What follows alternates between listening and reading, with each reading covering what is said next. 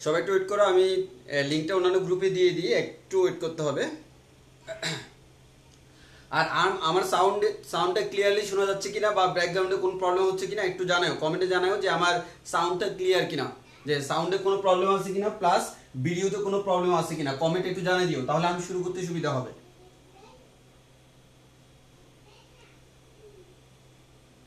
সাউন্ডে কোনো প্রবলেম আছে কিনা একটু জানাই দিও।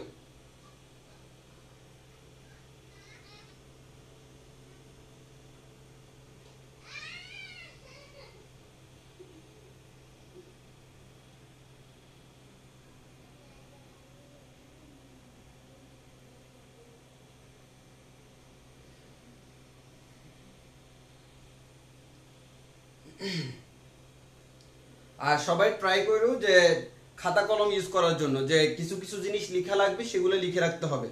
সবাই খাতা কলম ইউজ করবা, প্লাস হেডফোন ইউজ করলে সবচেয়ে বেটার হয়, তাহলে হেডফোন ইউজ করলে তুমি লেকচার শোনার সাথে সাথে ইজিলি লিখতে পারবা। তা আমি অন্যরা জয়েন করা পর্যন্ত একটু ওয়েট করি, সবাই লাইব্রেরি থাকো। আর সাউন্ড কোয়ালিটিতে কোনো প্রবলেম আছে কিনা একটু বলিও, সাউন্ডে প্লাস আমাদের ভিডিওতে কোনো প্রবলেম আছে কিনা, যে আর গত দিনের মতো কোনো ফোকাসিং প্রবলেম হচ্ছে কিনা সেটাও বলিও। যে আশা করি আজকে থেকে কোনো ফোকাসিং প্রবলেম হবে না, তাও একটু আমাকে বলে দিও যে ফোকাসিং প্রবলেম আছে কিনা।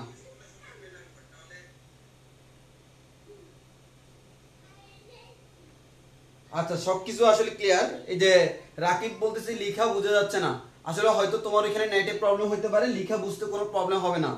আর আমার এখানে তোমরা যেগুলো খাতায় লিখতে বলবো ওই জিনিসগুলো কিন্তু আমি ছবি তুলে রাখবো, যেহেতু আমি ছবি তুলে রাখবো তোমাদের এই যে আদার্স কোনো প্রবলেম হবে না, কারণ ছবি তুলে রাখলে তুমি গ্রুপে দিয়ে দিলে সেখান থেকে তুমি ওগুলা লিখে নিতে পারবা। আর আরেকটা ইম্পর্টেন্ট কথা হচ্ছে, আমি যা যা পড়াবো এর মধ্যে থেকে তোমাকে বোঝার সাথে সাথে মোটামুটি ম্যাক্সিমাম জিনিসগুলো লিখে ফেলতে হবে। তো যেসব জিনিস তুমি ইনস্ট্যান্ট লিখতে পারবে না সেটি স্কিপ দিয়ে চলে যাবা, আমি ক্লাসের পরে ছবিগুলো গ্রুপে দিয়ে দিব, তখন আশা করি আর কোনো প্রবলেম হবে না।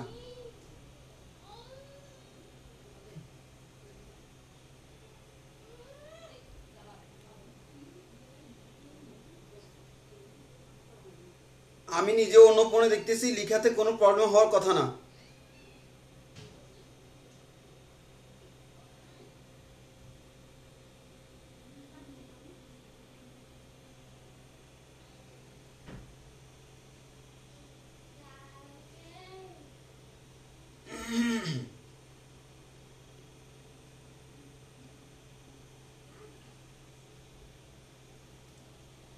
আর আরো কয়েকজন জয়েন করে নেক। আর এই যে আশা করি ভিডিও তো কোনো প্রবলেম হওয়ার কথা না, আর সাউন্ডে তো কোনো প্রবলেম না। একটু বলো যে সাউন্ডে কোনো প্রবলেম আছে কিনা, বা আমার কথাগুলা পারফেক্ট কিনা, ক্লিয়ার কিনা, বা ব্যাকগ্রাউন্ডে কোনো সাউন্ড শোনা যাচ্ছে কিনা সেটা একটু বলিও।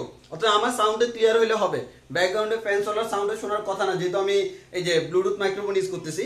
তাও যদি প্রবলেম হয় আমার একটু বলিও।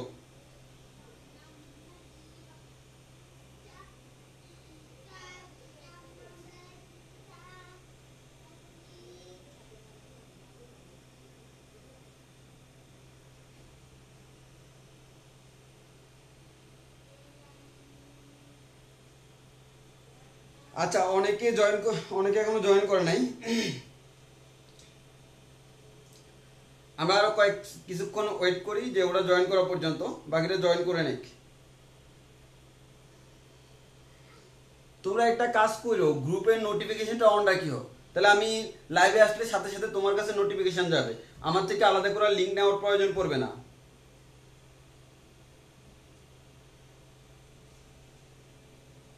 আর আজকে আশা করি ফোকাসিং প্রবলেম হচ্ছে না, আর ক্লাসের মাঝখানে কোনো ঝামেলা হবে না। আর এখন তোমার এই যে লেখাগুলো একটু এই ভিডিও কোয়ালিটি একটু খারাপ লাগতে পারে, ক্লাসের মাঝখানে ঠিক লাগবে, কারণ আমি এই যে দুইটা ফোনে ইউজ করতেছি, তো যার কারণে নেটে একটু হয়তো সমস্যা করতে পারে।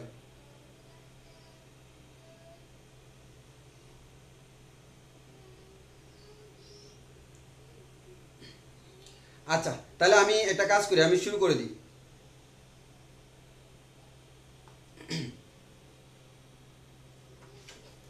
আশা করি আমাদের কোনো প্রবলেম হচ্ছে না। তাহলে আমি শুরু করে দিই। আমি শুরুতে যে কাজটা করব, আমাদের লাস্ট ক্লাসে আমরা যা যা পড়ছিলাম সেগুলো আমি একটু সংক্ষেপে রিভিউ দিব, কারণ লাস্ট ক্লাসের জিনিসগুলো থেকে আমাকে আজকের ক্লাসে যাইতে হবে, এবং আজকের ক্লাসে আমরা মোটামুটি নতুন কিছু জিনিস শিখবো যেগুলো থেকে যেগুলো তোমার ম্যাথেও খুব বেশি কাজে লাগবে।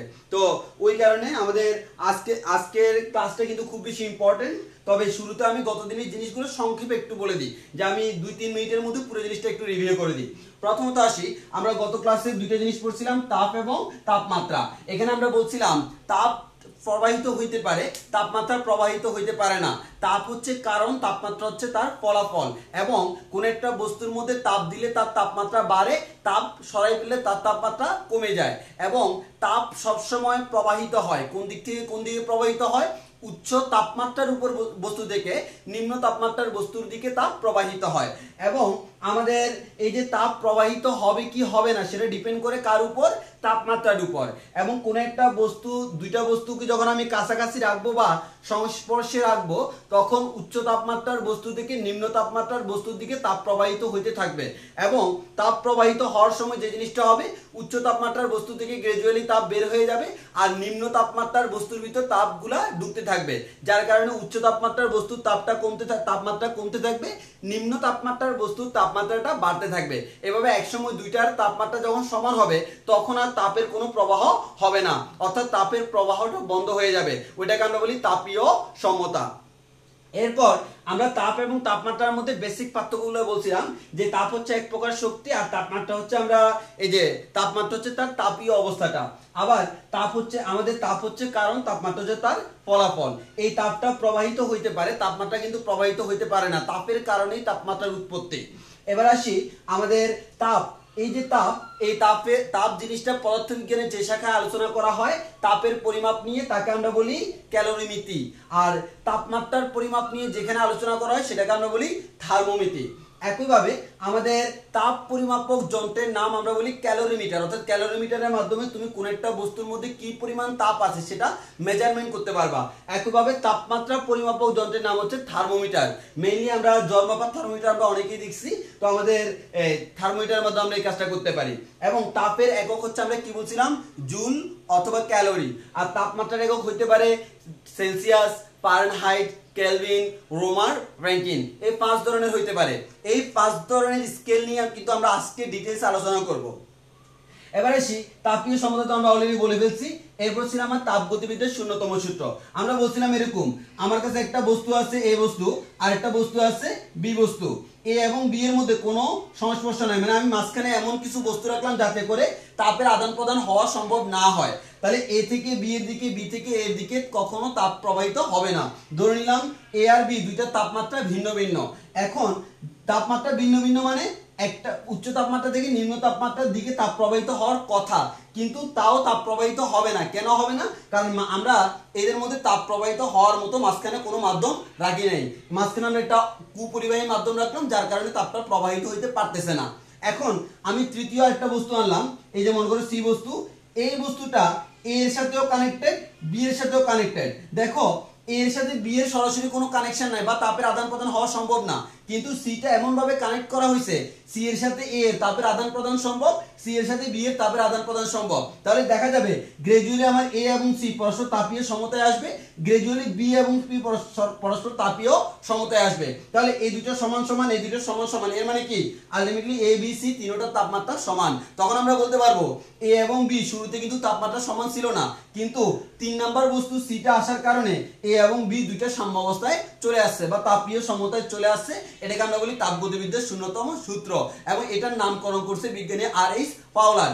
এবং আমরা যে থার্মোমিটার পড়ি, থার্মোমিটারের ভিত্তি কিন্তু তাপগতিবিদ্যার শূন্যতম সূত্র। এবং এই তাপগতিবিদ্যার যে শূন্যতম সূত্রে আমাদের এই থার্মোমিটারটা কার ভূমিকা পালন করে? তৃতীয় বস্তুর ভূমিকা পালন করে। এগুলো আমরা লাস্ট ক্লাসে দেখছিলাম। এরপর আমরা দুটো জিনিস পড়ছিলাম, উষ্ণতামিতিক ধর্ম, উষ্ণতামিতিক পদার্থ। যেমন আমরা জ্বর মাপার থার্মোমিটার দেখছিলাম, সেখানে আমার জ্বরটা মাপা হয় কি দিয়ে? আমার ভিতরে যে পারদ আছে এই পারদের হাইট দিয়ে, পারদটা কতটুকু উপর উঠলো বা নিচে নামলো। পারদ যতই উপর দিকে উঠবে, তাপমাত্রা যতই বাড়বে, পারদ তত উপর দিকে উঠবে, সেখানে আমার দাগাঙ্কিত থাকে। তাহলে আমার উষ্ণতামিতিক ধর্মটা কি? আমাদের উষ্ণনৈমিত্তিক ধর্মটা হচ্ছে এই যে পারদের হাইটটা, অর্থাৎ যেটা দেখে দেখে আমি বলতে পারি তার তাপমাত্রা কত। এবং উষ্ণতামিতিক পদার্থ মানে কি, যার তাপমাত্রার কারণে যার প্রভাব, যার পরিবর্তন হচ্ছে। যেমন আমি তাপমাত্রা পরিবর্তন করলে পারদের আয়তনটা পরিবর্তন হচ্ছে, এখানে আমি পদার্থ ইউজ করছি কি, পারদ। এই পারদটাকে আমরা বলতেছি কি, উষ্ণতামিতিক পদার্থ। এবং তার কোন ধর্মটা কাজে লাগে, তার আয়তন বাড়ার কারণে হাইটটা চেঞ্জ হয়, এই হাইটটা যে চেঞ্জ হয় তার কারণে আমি তাপমাত্রা মেজারমেন্ট করতে পারি, সেটা হচ্ছে উষ্ণতামিতিক ধর্ম। এরপরে আমরা কয়েকটা আমরা থার্মোমিটার নিছিলাম, কারণ আমরা জানি তোমরা এই জিনিসটা বলতে পারবা, দুইটা বস্তুকে টাচ করে তুমি বলতে পারবা একটা তাপমাত্রা বেশি আর একটা তাপমাত্রা কম, কিন্তু এক্স্যাক্টলি তাপমাত্রা কত, তার মধ্যে কি পরিমাণ তাপ আছে সেটা স্পর্শ করে বলা সম্ভব না। তো যেহেতু স্পর্শ করে আমরা কখনো তাপ এবং তাপমাত্রা প্রপারলি বলতে পারি না, ওই কারণে আমার প্রয়োজন হয় কি, একটা যন্ত্রের। তাহলে যে আমাদের এই যন্ত্রের মধ্যে ক্যালোরিমিটার কিন্তু তোমরা 9 10 পড়ে আসছো, ইন্টারমিডিয়েটে নাই, তবে ম্যাথ করতে হবে, ম্যাথ করার সময় আমরা বলবো। আর আমরা তো এটা বলছিলাম ক্যালোরিমিটার মূলনীতি হচ্ছে গৃহীত তাপ সমান বর্জিত তাপ। এরপরে আমাদের আসো থার্মোমিটার। থার্মোমিটার আমার অনেক ধরনের আছে, আজকে আমরা একটা থার্মোমিটার ডেভেলপও করব। তবে আমরা শুরুতে অনেকগুলো থার্মোমিটারের নামকরণ বলছিলাম, বড় একটা চার্ট পড়েছিলাম, তো আমি জাস্ট আজকে শুধু সেগুলোর নাম বলি। প্রথমত আসি তরল থার্মোমিটার। এর মানে থার্মোমিটারের ভিতরে আমরা যে পদার্থ ইউজ করব সেটা কেমন হবে, তরল। ফর এক্সাম্পল জল মাপার জন্য পারদ থার্মোমিটার, এই পারদটা কিন্তু আমাদের এই যে একটা তরল থার্মোমিটার।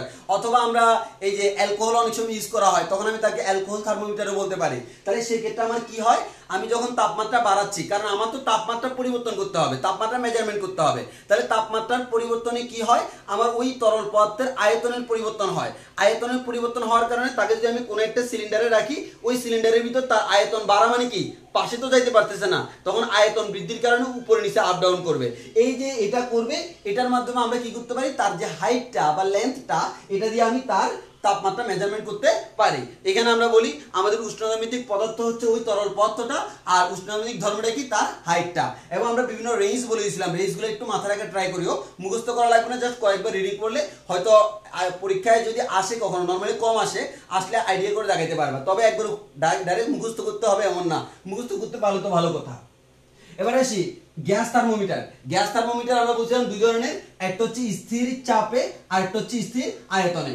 এখন তাপমাত্রা বাড়ার সাথে সাথে স্থির চাপে মানে কি, প্রেসারটা কনস্ট্যান্ট, প্রেসার কনস্ট্যান্ট আর আমি তাপমাত্রা বাড়াচ্ছি, তাহলে তাপমাত্রা বাড়াইলে প্রেসার যদি কনস্ট্যান্ট থাকে কি বাড়বে, আয়তন বাড়বে। এর মানে এখানে যেটা পরিবর্তন হয় সেটা হচ্ছে কি, ভি চেঞ্জ হয়। তাহলে আমি আয়তনের পরিবর্তন দিয়ে আমরা কি করতে পারবো, তাপমাত্রা মেজারমেন্ট করতে পারবো। এটা হচ্ছে স্থির চাপে গ্যাস থার্মোমিটার।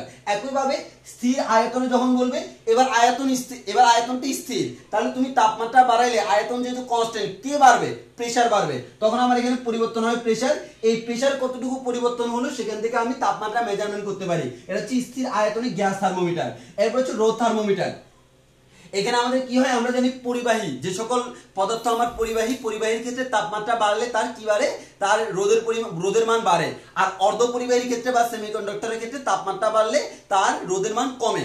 এই দুইটা ধর্মের উপর ভিত্তি করে পরিবাহীর জন্য রোদ থার্মোমিটার আর অপরিবাহীর জন্য কি, আমাদের থার্মিস্টর থার্মোমিটার। তাহলে আমরা এখানে আমরা ইউজ করি সেমিকন্ডাক্টর, আর এখানে ইউজ করি আমাদের পরিবাহী। তাহলে পরিবাহীতে তাপমাত্রা বাড়লে কি হয়, তার রোদ বাড়ে, ওই রোদ কতটুকু বাড়লো সেই মানের উপর ডিপেন্ড করে আমরা কি করতে পারি, তাপমাত্রা মেজারমেন্ট করতে পারি। একইভাবে থার্মিস্টর আমরা কি ইউজ করি, সেমিকন্ডাক্টর ম্যাটেরিয়ালস। ওই সেমিকন্ডাক্টর ম্যাটেরিয়ালসে কি হয়, তাপমাত্রা বাড়লে তার রোদ কমে, এই রোদ কতটুকু কমলো সেখান থেকে আমি বলতে পারবো তার তাপমাত্রা কতটুকু বাড়লো। তাহলে আমার এখানে রোদের পরিবর্তন দ্বারা আমাদের মেজারমেন্ট করা হয়। তবে এই ক্ষেত্রে মাথায় রাখতে হবে, এই ক্ষেত্রে তাপমাত্রা বাড়লে রোদ বাড়ে, এই ক্ষেত্রে তাপমাত্রা বাড়লে রোদ কমে। এই ক্ষেত্রে তাপমাত্রা বাড়ার সাথে সাথে রোদ কতটুকু বাড়লো সেখান থেকে ক্যালকুলেশন করা হয়, আর এখানে তাপমাত্রা বাড়ার সাথে সাথে রোদ কতটুকু কমলো সেখান থেকে ক্যালকুলেশন করা হয়। এরপর আসি তাপযুগল থার্মোমিটার। তাপযুগল আমরা বলছিলাম, আমার কাছে মনে করো দুইটা ভিন্ন ভিন্ন বস্তু আছে, এই দুইটা আলাদা ডিফারেন্ট মেটালকে আমরা একসাথে কানেক্ট করব, করে একটাকে আমরা এই যে একটাকে আমরা কোল্ড পজিশনে রাখবো আর এটাকে আমরা হট পজিশনে রাখবো, একটাকে হট আর একটাকে কোল্ড। দ্যাট মিন্স একটা উচ্চ তাপমাত্রা, একটা নিম্ন তাপমাত্রা। দেখা যাবে এই দুইটা প্রান্তে আমার এই কাজটা করার জন্য এই যে আমার এই পদার্থ দুইটা আমি কানেক্ট করছি, এখানে একটা আমার সৃষ্টি হয় তড়িৎচালক শক্তি ই সৃষ্টি হয়। এই তড়িৎচালক শক্তি আমি যতই এই দুইটা তাপমাত্রার পরিবর্তন করব ততই তড়িৎচালক শক্তির পরিবর্তন হবে। তাহলে এই যে এই দুইটা তাপমাত্রার পার্থক্য থেকে তড়িৎচালক শক্তির যে মান, এই মানটা যে পরিবর্তন হয়, ওই পরিবর্তন থেকে আমি তাপমাত্রা মেজারমেন্ট করতে পারি, তাকে আমরা বলি তাপযুগল থার্মোমিটার। এবার আসি পাইরোমিটার। পাইরোমিটার কোনগুলা, যেমন আমরা যদি বলি আমাদের এই যে টাংস্টেন ধাতু, এই টাংস্টেন ধাতুতে তোমরা জানো যে আমাদের তাপমাত্রা যখন টাংস্টেন ধাতু যখন একটা নির্দিষ্ট তাপমাত্রার উপরে যায়, যেমন আমরা লাইট দিলে কি হয়, এই যে টাংস্টেনটা গরম হয়, গরম হলে কি হয় সেখান থেকে আলো নিঃসরণ হয়। এই যে আমার একটা নির্দিষ্ট পরিমাণ তাপমাত্রার প্রবাহিত হলে সেখান থেকে আলো নির্গত হয়, যত বেশি তাপমাত্রা হবে তত বেশি আলো নির্গত হবে।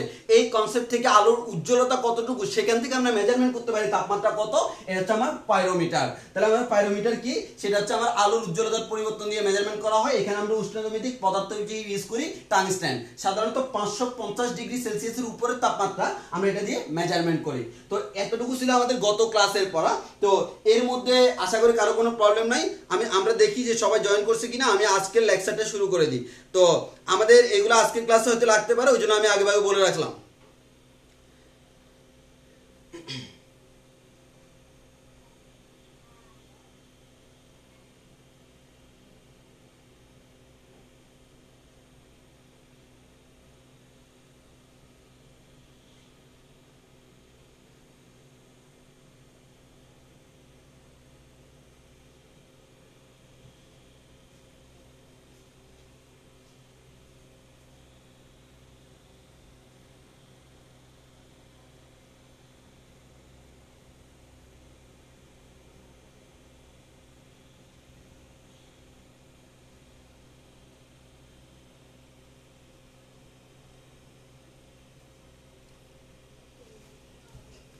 আচ্ছা, এবার আসি। তাহলে আমরা মোটামুটি যেহেতু গত দিনের জিনিসগুলো শেষ, আমরা আজকে জিনিসগুলো পড়ে ফেলি।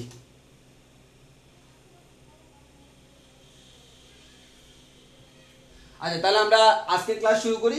আর আমি এগুলো ছবি তুলে রাখবো, তোমাদের কোনো সমস্যা হবে না। যে যারা লিখতে পারবে না, লিখে দিলে একটু ঝাপসা মনে হয়, আমি ছবিগুলো পরে গ্রুপে দিয়ে দিব। তো আশা করি সেক্ষেত্রে প্রবলেম হবে না, ছবিগুলো যেহেতু গ্রুপে দিয়ে দিব। এবার আসি।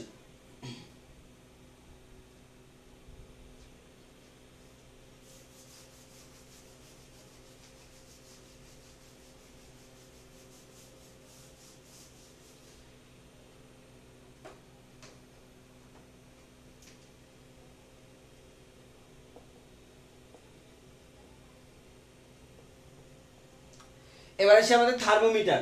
তো থার্মোমিটারে আমাকে যে জিনিসটা মাথায় রাখতে হবে, আমাদের যে কোনো একটা থার্মোমিটার যদি আমরা নিই, আচ্ছা আমরা যদি যে কোনো একটা থার্মোমিটার নিই, সেখানে কি হবে একটু ভালো করে খেয়াল করো। আমাদের থার্মোমিটার যদি আমরা বলি, থার্মোমিটার আমাদের দুইটা নীতির, আমাদের থার্মোমিটার যে নীতির উপর ডিপেন্ড করে তৈরি করা, সেটা হচ্ছে আমার স্থির বিন্দু। স্থির বিন্দু, স্থির বিন্দু বলতে আমরা কি বুঝতেছি, মনে করো আমাদের কোন একটা বিন্দু, হ্যাঁ সাপোজ আমরা যদি বলি আমার সরণ, যেমন আমি এখানে দাঁড়ায় আছি, হ্যাঁ এই পয়েন্টটাকে যদি আমি রেফারেন্স ধরি, এই পয়েন্টের সাপেক্ষে আমি বলতে পারবো আমার সরণটা কত। তাহলে আমার সরণের জন্য কোন একটা কি লাগতেছে, রেফারেন্স লাগতেছে, কোন একটা স্থির বিন্দু লাগতেছে। সিমিলারলি আমরা যখন তাপমাত্রা মেজারমেন্ট করি, সেক্ষেত্রে আমরা যে কাজটা করি, কোন একটা নির্দিষ্ট বিন্দু বা আমাদের একাধিক বিন্দুকে আমরা স্থির ধরে নিই। তো আমাদের স্থির ধরে তার উপর ডিপেন্ড করে সেখান থেকে আমরা ক্যালকুলেশন করে বের করতে পারি আমার তাপমাত্রাটা কত হবে। আমি আবারও বলতেছি, আমার বিন্দুটাকে আমি স্থির করে নিই, দেন ওই স্থির বিন্দু থেকে আমি ক্যালকুলেশন করে বের করতে পারি তার সাপেক্ষে আমার আনসারটা কত হবে। তাহলে একটু ভালো করে খেয়াল করে দেখি। স্থির বিন্দু যদি আমরা বলি, আমার থার্মোমিটারের জন্য আমার দুই ধরনের স্থির বিন্দু আছে। একটা হচ্ছে এক স্থির বিন্দু, অর্থাৎ যদি আমি স্থির বিন্দু একটা কাউন্ট করি, আর একটা হচ্ছে আমার দুই স্থির বিন্দু। তাহলে আমি এক স্থির পদ্ধতিতেও আমি করতে পারি, আবার দুই স্থির পদ্ধতিতেও করতে পারি। তো আমাদের থার্মোমিটার প্রাথমিকভাবে ডেভেলপ করা হয়েছে আমার দুই স্থির পদ্ধতির উপর। এর পরবর্তীতে যাইয়া এর কিছু সীমাবদ্ধতার কারণে এক স্থির পদ্ধতির প্রবর্তন হয়েছিল। তো ওই কারণে আমরা আগে শিখবো দুই স্থির পদ্ধতি, এরপর আমরা শিখবো এক স্থির পদ্ধতি। আমি আবারও বলতেছি, আমরা আগে শিখবো দুই স্থির পদ্ধতি, দেন আমরা শিখবো এক স্থির পদ্ধতি। তাহলে একটু ভালো করে খেয়াল করো। আমাদের আজকের আলোচনার বিষয় হচ্ছে দুই স্থির পদ্ধতিতে কোন একটা থার্মোমিটার কিভাবে ডেভেলপ করতে হয়, বা দুই স্থির পদ্ধতিতে কিভাবে আমি থার্মোমিটারের তাপমাত্রা মেজারমেন্ট করি, সেই জিনিসটাই আমরা পড়বো। এবং এই যে দুই স্থির বলতেছি, দুই স্থির মানে কি, দুইটা স্থির বিন্দু আছে, ওই দুটি স্থির বিন্দু কারা, ওই দুটি স্থির বিন্দু কারা সেই জিনিসটা আমরা জানবো, দেন আমরা সামনের দিকে আগাবো। তাহলে একটু ভালো করে খেয়াল করি, আমরা হেডলাইনটা লিখে ফেলি। হেডলাইনটা কি লিখতে পারি, দুই স্থির পদ্ধতিতে দুই স্থির বিন্দু ব্যবহার করে, দুই স্থির বিন্দু দুই স্থির বিন্দু বিন্দু ব্যবহার করে করে তাপমাত্রার স্কেল নির্ধারণ, তাপমাত্রার স্কেল নির্ধারণ। এটাকে আমরা হেডলাইন হিসেবে লিখতে পারি, দুইটা স্থির বিন্দু ব্যবহার করে তাপমাত্রার স্কেল নির্ধারণ। এবার তোমরা আমাকে একটা কথা বলতে পারো, ভাইয়া আপনি পড়াচ্ছেন থার্মোমিটার, এখানে কেন তাপমাত্রার স্কেল আসলো? আসলে দেখো, থার্মোমিটার দিয়ে আমরা কি মেজারমেন্ট করব? তাপমাত্রা। হ্যাঁ, এখন তুমি একটু খেয়াল করো, যেমন আমি যদি বলতেছি এই পয়েন্টে স্থির, এখান থেকে আমি কতটুকু আসলাম সেটা আমি কার মাধ্যমে মেজারমেন্ট করব? কোন একটি স্কেলের মাধ্যমে। সেই স্কেলটা আমার হইতে পারে এত মিটার, হইতে পারে এত সেন্টিমিটার, হইতে পারে এত ইঞ্চি। এর মানে আমরা এই সরণ মেজারমেন্ট করার জন্য কোন একটা নির্দিষ্ট প্যারামিটার ব্যবহার করতেছি, সেটার ভিন্ন ভিন্ন একক হইতে পারে।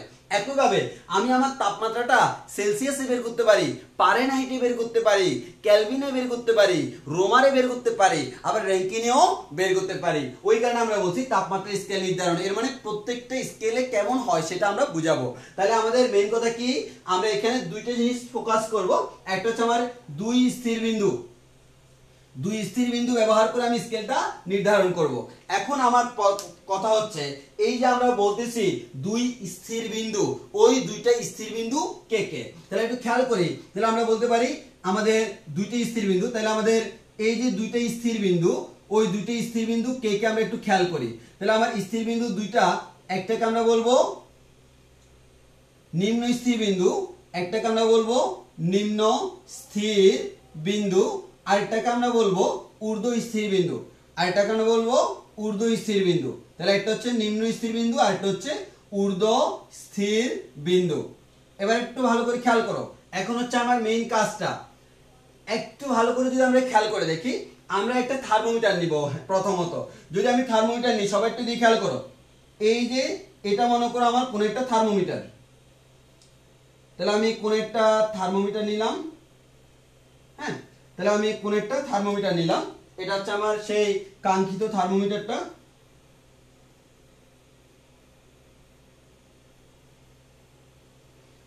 আচ্ছা, যদি তুমি এরকম একটা থার্মোমিটার নাও, এই থার্মোমিটারে আমার দুইটা বিন্দু থাকে, একটা হচ্ছে আমার নিম্ন স্থির বিন্দু, তাহলে আমরা এটাকে বলতেছি, নিচেরটাকে আমরা বলতেছি নিম্ন স্থির, এটা হচ্ছে আমার নিম্ন স্থির বিন্দু। আর উপরে যেটা দেখতেছো এটাকে আমরা বলি ঊর্ধ্ব স্থির বিন্দু, ঊর্ধ্ব স্থির বিন্দু। তাহলে একটু ভালো করে খেয়াল করে দেখি, আমার এখানে দুইটা জিনিস আছে, একটা হচ্ছে নিম্ন স্থির বিন্দু আর একটা হচ্ছে ঊর্ধ্ব স্থির বিন্দু। এখন আমাকে ডেফিনিশনটা জানতে হবে, নিম্ন স্থির বিন্দু বলতে আমরা কি বুঝি এবং ঊর্ধ্ব স্থির বিন্দু বলতে আমরা কি বুঝি। তাহলে একটু খেয়াল করে দেখো, আমার নিম্ন স্থির বিন্দু যে আমরা বললাম, যে এখন আমার কথা হচ্ছে এই যে দুটো বিন্দু আমার কাছে আছে, একটা নিম্ন স্থির আর একটা ঊর্ধ্ব স্থির, এই দুটো বিন্দুর সাপেক্ষে আমি যে কোনো পয়েন্টে তাপমাত্রা মেজারমেন্ট করতে পারবো। যেমন এখানে তাপমাত্রা কত, এই তাপমাত্রাটা আমরা এই দুইটার সাপেক্ষে মেজারমেন্ট করতে পারবো। তাহলে এখন আমার কথা হচ্ছে এই ঊর্ধ্ব স্থির বিন্দু কি, নিম্ন স্থির বিন্দু কি? আমরা যে কাজটা করব, ঊর্ধ্ব স্থির এবং নিম্ন স্থির একটা ডেফিনেশন দেব। তাহলে সবাই একটু ভালো করে খেয়াল করো, আমরা যেটা জানবো আমাদের ঊর্ধ্ব স্থির বিন্দু বলতে আমরা কি বুঝি এবং নিম্ন স্থির বিন্দু বলতে আমরা কি বুঝি। তাহলে সবাই একটু ভালো করে খেয়াল করো, আমাদের যদি আমরা কোনো একটা বরফ নিই, একটু ভালো করে খেয়াল করো, যদি কোনো একটা বরফ নিই, এই বরফটাকে যদি আমি গলতে দিই, তাহলে এই বরফটা কত ডিগ্রি সেলসিয়াস তাপমাত্রায় গলে?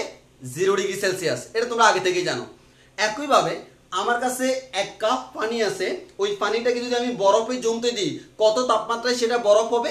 0 ডিগ্রি সেলসিয়াস তাপমাত্রায়। তাহলে আমরা বলবো নিম্ন স্থির বিন্দু সেটা যে তাপমাত্রায় আমার বরফ গলে পানি হয় এবং পানি জমে বরফ হয়, সেই তাপমাত্রাটাকে আমরা বলি নিম্ন স্থির বিন্দু। তাহলে আমি আবারও বলতেছি, নিম্ন স্থির বিন্দু বলতে আমরা কি বুঝি?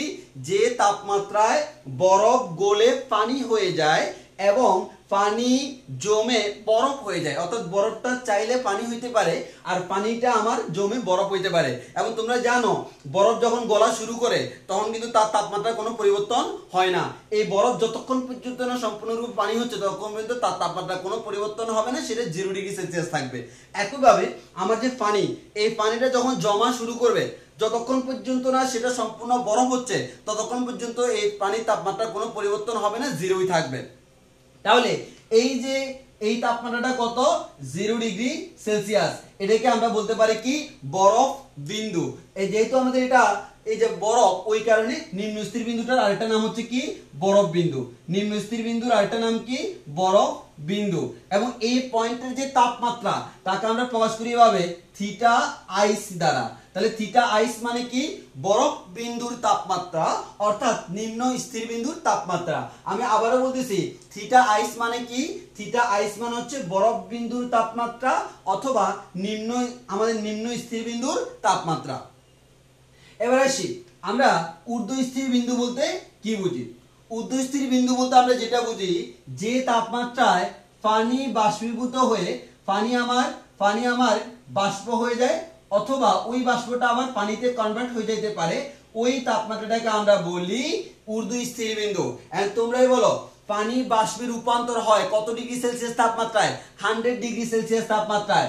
এবং ওই আমরা তো জানি তাহলে পানি থেকে যখন বাষ্পে রূপান্তর হয় ওই মুহূর্তে সে বাষ্পে সম্পূর্ণরূপে রূপান্তর হওয়ার আগ পর্যন্ত তার তাপমাত্রার কোনো পরিবর্তন হবে না। তাহলে আমরা বলতে পারি পানি থেকে বাষ্প হওয়ার সময় বা বাষ্প থেকে পানি হওয়ার সময় তার তাপমাত্রার কোনো পরিবর্তন হয় না, নির্দিষ্ট তাপমাত্রা থাকে। ওই নির্দিষ্ট তাপমাত্রা কত 100 ডিগ্রি সেলসিয়াস।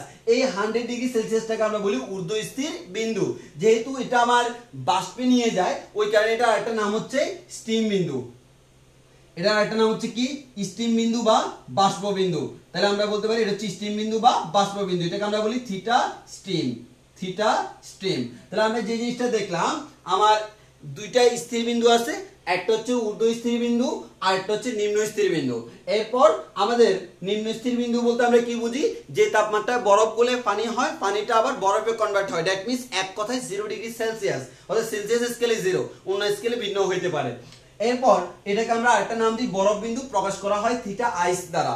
সিমিলারলি আমরা বলতে পারি আমাদের যে তাপমাত্রায় আমাদের পানিটা বাষ্পে রূপান্তর হয় অথবা বাষ্পটা পানিতে রূপান্তর হয় দ্যাট মিন্স 100 ডিগ্রি সেলসিয়াস, তাকে আমরা বলি ঊর্ধ্ব স্থির বিন্দু। তার আরেকটা নাম হচ্ছে স্টিম বিন্দু, এটাকে প্রকাশ করা হয় থিটা স্টিম দ্বারা। তাহলে আমরা এখান থেকে বলতে পারি আমার এই যে পয়েন্টটা, এই পয়েন্টের তাপমাত্রা কত থিটা স্টিম। তাহলে এই পয়েন্টের তাপমাত্রাকে আমরা থিটা স্টিম দ্বারা প্রকাশ করি এবং এই পয়েন্টের তাপমাত্রাটাকে আমরা এই পয়েন্টের তাপমাত্রাটাকে আমরা প্রকাশ করি থিটা আইস দ্বারা।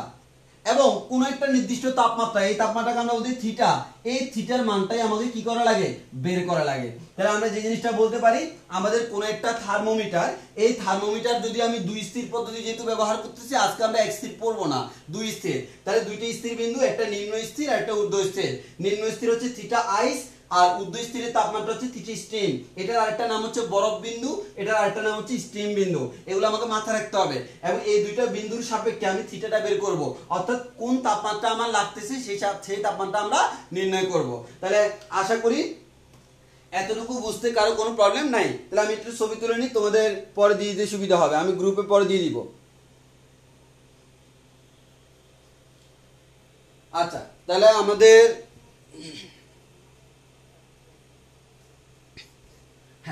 তোমাদের কোনো প্রশ্ন থাকলে পরে করবা, আমি আগে এই জিনিসটা একটু ভালোভাবে তোমাদেরকে বুঝাই দিই। তাহলে আমরা যে জিনিসটা পড়লাম, আমাদের প্রথমত কোন একটা থার্মোমিটার কেমন হবে, ওই থার্মোমিটারে কি কি প্রপার্টি আমাদের লাগে, এই সব জিনিস আমরা এখন জানি। এরপর আমরা সামনের দিকে প্রসিড করব। তাহলে একটু ভালো করে যদি আমরা খেয়াল করে দেখি, সবাই দেখো আমাদের তাহলে একটা থার্মোমিটারে কি কি থাকতে পারে এবং বরফ বিন্দু কি এবং স্টিম বিন্দু কি সেটা আমরা জেনে গেলাম। এবার আমরা সামনের দিকে প্রসিড করি। তবে তার আগে আমি আরেকটা কথা বলে রাখবো, সেটা হচ্ছে এই যে আমরা বলতেছি আমার এটা ঊর্ধ্ব স্থির বিন্দু আর এটা নিম্ন স্থির বিন্দু।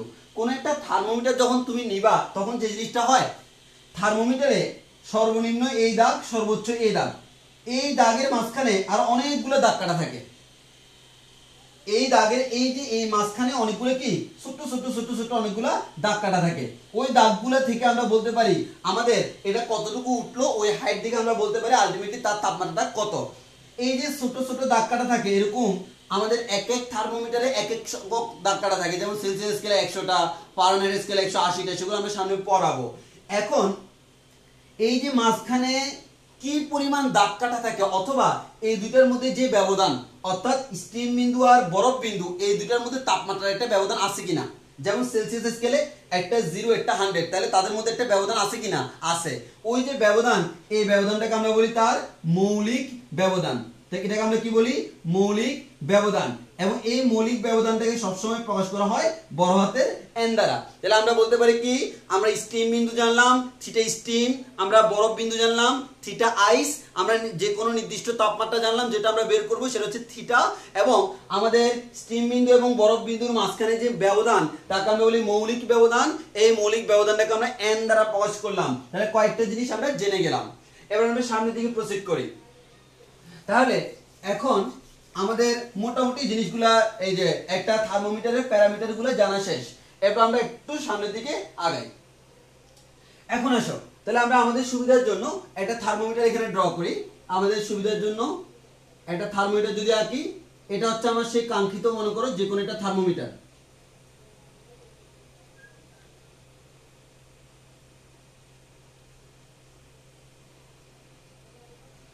আচ্ছা, এই থার্মোমিটারে এটা নিচের তাপমাত্রা, এটা উপরে, এটাকে আমরা বলতেছি কি থিটা আইস বরফ বিন্দু, এটাকে আমরা বলতেছি থিটা স্টিম। আর যে কোনো একটা তাপমাত্রা তাকে আমরা বলতেছি কি, যে কোনো একটা তাপমাত্রা সেটা হচ্ছে থিটা, যেটা আমরা বের করব। এবং এই দুইটার মধ্যে যে ব্যবধান তাকে বলতেছি মৌলিক ব্যবধান এন। তাহলে একটা হচ্ছে থিটা আইস, একটা হচ্ছে থিটা স্টিম, আর একটা হচ্ছে থিটা, যেটা আমরা নির্ণয় করব। এবার আসি, এগুলো হচ্ছে আমার তাপমাত্রাগুলা। এখন বলো তোমরা, আমরা যখন থার্মোমিটার দিয়ে তাপমাত্রা মেজারমেন্ট করব, আমি কি দিয়ে মেজারমেন্ট করি? তার উষ্ণতামিতিক ধর্ম দিয়ে। আবার বলতেছি তার উষ্ণতামিতিক ধর্ম দিয়ে। ফর এক্সাম্পল, আমার এখানে একটু খেয়াল করে দেখো, আমাদের জলমাপার থার্মোমিটার আছে। এই থার্মোমিটারে যে আমি তাপমাত্রা মেজারমেন্ট করতেছি, কি দিয়ে মেজারমেন্ট করতেছি? তার উষ্ণতামিতিক ধর্ম হচ্ছে এখানে যে পারদটা আছে, পারদটা উঠানামা করে। এই পারদটা কতটুকু উঠলো, এই হাইট দিয়ে আমরা মেজারমেন্ট করতেছি। এখন আমরা ক্যালকুলেশন যে এখানে করবো, আমরা তো গাণিতিকভাবে ক্যালকুলেশন করবো। আমাদেরকে তো পরীক্ষায় কোনো এরকম থার্মোমিটার দিয়ে দিবে না যে এখান থেকে বলো যে আমার আনসার কত। তোমাকে ঊর্ধ্বস্থির আর নিম্নস্থির, উপরে নিচে দুইটা বিন্দু থেকে ক্যালকুলেশন করে বলতে হবে আনসারটা কত, অর্থাৎ কত হইতে পারে। তো এখন আমার কথা হচ্ছে, ওই যে এখানে তোমাকে কম্পারেটিভলি তোমার আনসারটা বের করতে হবে, কিন্তু আনসারটা বের করার জন্য তুমি কাকে কাজে লাগাবা? তুমি যাকে কাজে লাগাবে সেটা হচ্ছে উষ্ণতামিতিক ধর্ম। কি কাজে লাগাবো? উষ্ণতামিতিক ধর্ম। উষ্ণতামিতিক ধর্ম বরফ বিন্দুতে কত ছিল, স্টিম বিন্দুতে কত ছিল, বা আমাদের যে মুহূর্তে আমি তাপমাত্রা বের করব ওই মুহূর্তে কত, এগুলা থেকে আমার বের করতে হয়। তাহলে সবাই একটু ভালো করে আমরা খেয়াল করে দেখি। আমরা যদি দেখি, এখানে আমরা বলে দিই, এখানে আমি ধরে নিলাম যখন আমার বরফ বিন্দু, এই বরফ বিন্দুতে তার উষ্ণতামিতিক ধর্ম হচ্ছে এক্স আইস, মানে তার উষ্ণতামিতিক ধর্মটাকে নাম দিলাম এক্স আইস। আবার আমরা স্টিম বিন্দুতে তার উষ্ণতামিতিক ধর্মটাকে নাম দিলাম এক্স স্টিম। আর যে কোনো তাপমাত্রায় এটাকে নাম দিলাম এক্স থিটা। তাহলে আমার এখানে থিটা মিন্স টেম্পারেচার বা তাপমাত্রা, এটা বরফ বিন্দুর তাপমাত্রা, স্টিম বিন্দুর তাপমাত্রা, আমি যে তাপমাত্রা বের করব সেই তাপমাত্রা। এবার বরফ বিন্দুতে উষ্ণতামিতিক ধর্ম, স্টিম বিন্দুতে উষ্ণতামিতিক ধর্ম, এগুলো কেমন আমি জাস্ট একটা এক্সাম্পল বলি। মনে করো আমি কোন একটা থার্মোমিটার নিচ্ছি, যার নাম হচ্ছে রোদ থার্মোমিটার। কেমন থার্মোমিটার? রোদ থার্মোমিটার। তাহলে রোদ থার্মোমিটারে আমি ধরে নিলাম আমার বরফ বিন্দু, সাপোজ আমি থিটা আইস নিলাম, থিটা আইস হচ্ছে 0 ডিগ্রি সেলসিয়াস, আমি সেলসিয়াস স্কেল যদি নিই। স্টিম বিন্দু নিলাম, theta steam equals to 100 degree Celsius. তো তোমাকে পরীক্ষায় যে জিনিসটা বলা থাকবে, পরীক্ষায় নরমালি এগুলো বলা থাকে না, কারণ এগুলো আমাদের মুখস্থ থাকে। পরীক্ষায় তোমাকে বলবে কোন একটা রোদ থার্মোমিটারের বরফ বিন্দুতে রোদের মান। তাহলে বরফ বিন্দুতে কার মান? রোদের মান। এখানে রোদটা কিন্তু তার উষ্ণতামিতিক ধর্ম। তাহলে আমরা যাকে আগে বলতেছিলাম এক্স আইস, এর মানে কি বরফ বিন্দুতে উষ্ণতামিতিক ধর্ম। তো এখানে আমার এক্স এর জায়গায় কি বসবে? আর। যেহেতু রোদটাকে আমি আর দ্বারা প্রকাশ করি, এখানে এক্স বলতে আমি যে কোনো কিছু মিন করতেছি, এটা রোদ হইতে পারে, অন্য যে কোনো কিছু হইতে পারে। তাহলে যখন রোদ থার্মোমিটার, তখন আমার আর আইস ইকুয়ালস টু কত? আমাদের মনে করো 5 ওহম দেওয়া আছে। তাহলে বরফ বিন্দুতে আমি এখন জানি বরফ বিন্দুতে আমার রোদটা এত। একইভাবে আমার স্টিম বিন্দুতে রোদটা দেওয়া আছে, আর স্টিম ইকুয়ালস টু মনে করো আমাদের 12 ওহম।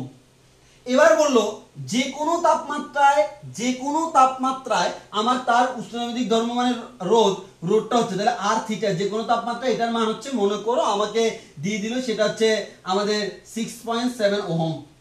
এবার বললো ওই তাপমাত্রাটা কত? তাহলে আশা করি আমি জাস্ট ম্যাথ করাচ্ছি না, আমি জাস্ট দেখাচ্ছি যে কোনটা কি জিনিস বোঝার জন্য। তাহলে এগুলো হচ্ছে এক একটা তাপমাত্রা, এগুলো আমরা মুখস্থ রাখতে হবে, আমরা একটু পরে দেখব। আর এগুলো হচ্ছে এক একটা কি আমার তার উষ্ণতা মিতিক ধর্ম, এগুলো হচ্ছে তার উষ্ণতা মিতিক ধর্ম। যেমন আমি রোদ থার্মোমিটার বলার কারণে আর আসছে, যদি আমি রোদ থার্মোমিটার না বলে আমি যদি বলতাম তরল থার্মোমিটার, আমাদের যদি বলতাম তরল থার্মোমিটার বা পারদ থার্মোমিটার, তখন এটা আর না হয়ে কি হয়ে যেত এল বা এইচ হাইট হয়ে যেত। তখন আমি বলতাম এটা হচ্ছে এল আইস, এটাকে বলতাম এল স্টিম, এটাকে বলতাম এল থিটা, এবং এটার মান দেওয়া থাকতো মনে করো 5 মিটার, এটা মনে করো 5 সেন্টিমিটার, এটা মনে করো 10 সেন্টিমিটার, এটা মনে করো 6.7 সেন্টিমিটার, থিটা ইকুয়াল টু কত। যদি আমার অর্থাৎ কোন থার্মোমিটারে আমার উষ্ণতামিতিক ধর্ম কি তার উপর ডিপেন্ড করে আমরা এগুলো বের করতে পারি। তো আমরা এখানে তো জানি না আমি কোনটা বের করবো, ওই জন্য আমি নাম দিলাম কি এক্স। তাহলে এখানে এক্স বলতে যে কোনো কিছু হইতে পারে, তবে এটা হচ্ছে উষ্ণতামিতিক ধর্ম। তুমি যে থার্মোমিটার ব্যবহার করতেছ ওই থার্মোমিটারের উষ্ণতামিতিক ধর্ম তুমি ব্যবহার করবা, পরীক্ষায় তোমাকে বলে দিবে তুমি কোন থার্মোমিটার ব্যবহার করতেছ। তাহলে আশা করি আমি কয়েকটা জিনিস জানলাম। তাহলে আমরা এখানে কয়েকটা জিনিস সম্পর্কে পরিচিত হয়ে গেলাম। একটা কি কি, একটা হচ্ছে থিটা আইস, এটা আরেকটা হচ্ছে থিটা স্টিম, আরেকটা হচ্ছে থিটা, আরপর জানলাম এক্স আইস, এরপর জানলাম এক্স স্টিম, এরপর জানলাম এক্স থিটা। আমার এই যে বাম দিকের গুলো হচ্ছে তাপমাত্রা এবং ডান দিকের গুলো হচ্ছে এই যে এটা হচ্ছে আমার তাপমাত্রা, এগুলো হচ্ছে আমার তাপমাত্রা, আর এগুলো হচ্ছে উষ্ণতামিতিক ধর্ম। এই জিনিসগুলো পরীক্ষা আমার দেওয়া থাকবে, এগুলো থেকে তোমাকে বের করে নিতে হবে তোমার তাপমাত্রাটা কত। এখন আমার প্রশ্ন হচ্ছে আমি কিভাবে বের করে নিব সেই জিনিসটা আমরা একটু দেখি, আমি কিভাবে বের করব। আচ্ছা আমি একটি एग्जांपल দিই। মনে করো আমার এখানে একটা থার্মোমিটার আছে, এই যেটা হচ্ছে তার বরফ বিন্দু, এটা হচ্ছে তার স্টিম বিন্দু। এখন একটু খেয়াল করো, এটা হচ্ছে থিটা আইস, এটা হচ্ছে থিটা স্টিম। আমি সাপোজ ধরে নিলাম তার এখানে কোন একটা তাপমাত্রা, একটু খেয়াল করো আমি একটা एग्जांपल দিয়ে পড়াই। এটা হচ্ছে আমার আর আইস ইকুয়ালস টু মনে করো 5 ওহম, আর এখানে মনে করো আর স্টিম ইকুয়ালস টু আমরা ধরে নিলাম 12 ওহম। এখন একটু ভালো করে খেয়াল করো, সাপোজ আমার এটা হচ্ছে 0 ডিগ্রি সেলসিয়াস, এটা হচ্ছে 100 ডিগ্রি সেলসিয়াস। ধরে নিলাম আমার এই পয়েন্টটা, ওকে, এই পয়েন্টে আমি তাপমাত্রাটা আমি ধরে নিলাম, সাপোজ আমার এখানে তাপমাত্রা হচ্ছে 10 ডিগ্রি সেলসিয়াস। যখন 10 ডিগ্রি সেলসিয়াস, তোমরা একটু খেয়াল করে দেখো এখানে কাহিনী কি, এখানে কাহিনী হচ্ছে আমি একটা পরিবাহক ইউজ করছি, ওই পরিবাহকের জন্য তাপমাত্রা বাড়লে তার রোধ বাড়ে, ওই কারণে দেখো বরফ ছিল এত স্টিম হয়েছে এত বেড়ে গেছে। তাহলে আমি এখান থেকে এখানে গেলে বাড়বে না, বাড়বে এবং সমহারেই বাড়বে। তাহলে আমার এখানে ধরে নিলাম এটা হয়ে গেল 5.3 ওহম। তাহলে আমরা বলতে পারি কি, আমরা বলতে পারি আমার তাপমাত্রা যখন 10 ডিগ্রি সেলসিয়াস বাড়লো, আমার রোধ বাড়লো কত, রোধ বাড়লো আমাদের কতটুকু 0.3 ohm.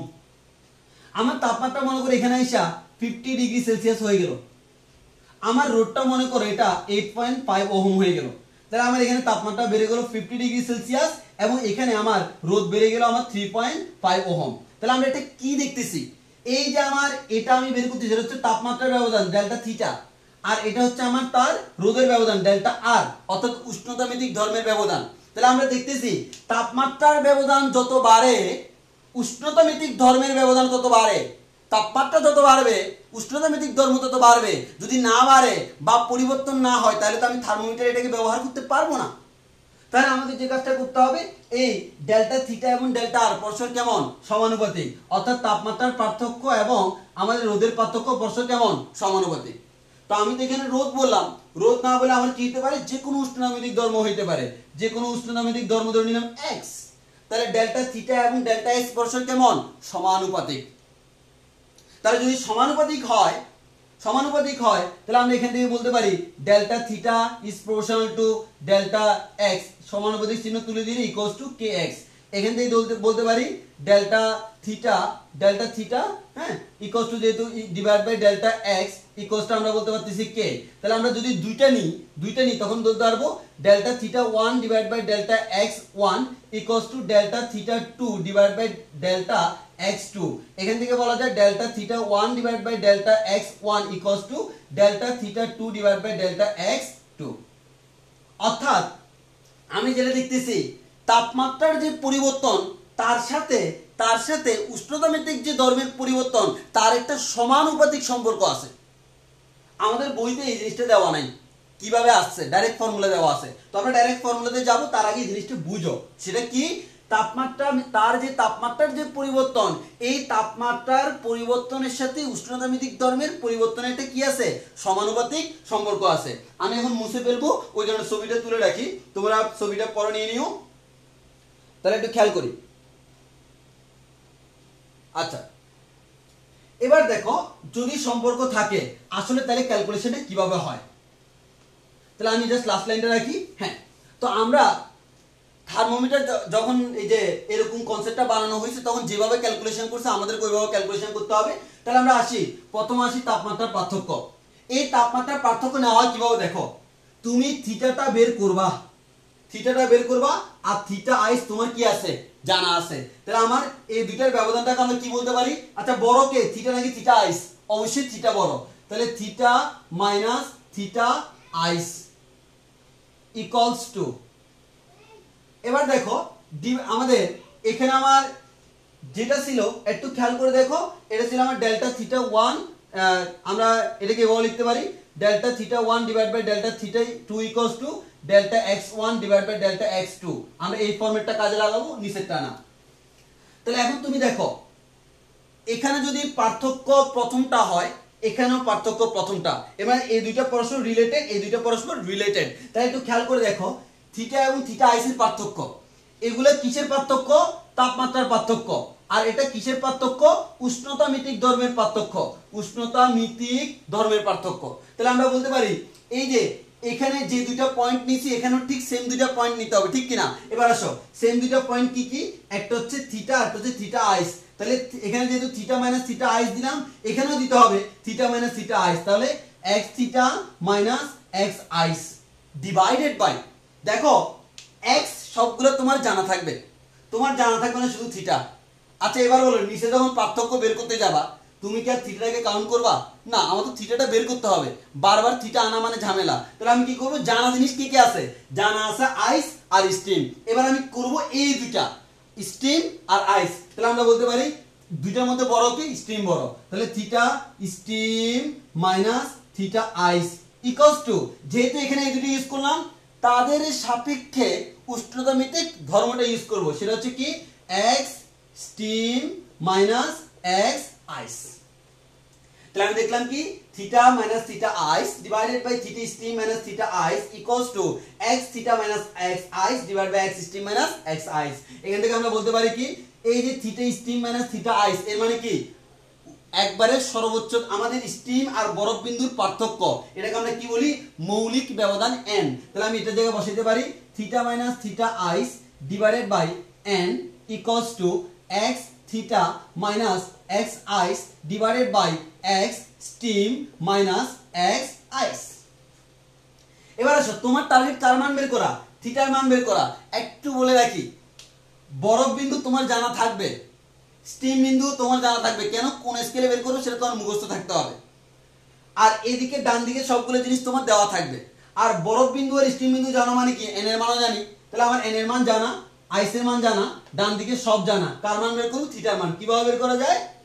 Theta minus theta ice equals to বলা যায় x theta minus x ice divided by x steam minus x ice into n। তাহলে সুতরাং আমরা বলতে পারি থিটার মান কত হবে? Theta equals to x theta minus x ice divided by x steam minus x ice into n plus theta ice. তাহলে এটাই হচ্ছে আমার ফর্মুলা। তাহলে আমি এই ফর্মুলা দিয়ে যে কাজটা করতে পারবো, এই ফর্মুলা দিয়ে কোনো একটা তাপমাত্রা মেজারমেন্ট করতে পারবো। একটু আগে আমরা দিছিলাম যে এখন আমার কথা হচ্ছে উষ্ণতামিতিক ধর্মগুলো দেওয়া থাকবে। কোনটা কোনটা? বরফ বিন্দুতে দেওয়া থাকবে, স্টিম বিন্দুতে দেওয়া থাকবে, যে কোনো তাপমাত্রায় দেওয়া থাকবে। আর এন এর মান আমরা মুখস্থ জানবো, থিটার মান মুখস্থ জানবো, এই থিটাটা আমি বের করব। তাহলে দেখো ম্যাথ করতে কোনো প্রবলেমই হবে না। তাহলে আমার আজকে থেকে জানা ফর্মুলা এটা, theta equals to x theta minus x ice divided by x steam minus x ice into n plus theta ice. তাহলে আশা করি এটা বুঝতে কারো প্রবলেম হওয়ার কথা না। এবার আসি, যদি এটা বুঝো, এখন এই ফর্মুলা ব্যবহার করে আমরা বিভিন্ন কাজে সামনের দিকে আগাবো। তো সামনের দিকে আগাতে হলে এবার আমরা যে কাজটা করব, বিভিন্ন স্কেলে আমরা এটা ব্যবহার করব। আমরা কোথায় ব্যবহার করব? বিভিন্ন স্কেলে। তো তো আমরা আগেই বলছিলাম আমার যে বিভিন্ন স্কেল, তাহলে আমরা বলতে পারি বিভিন্ন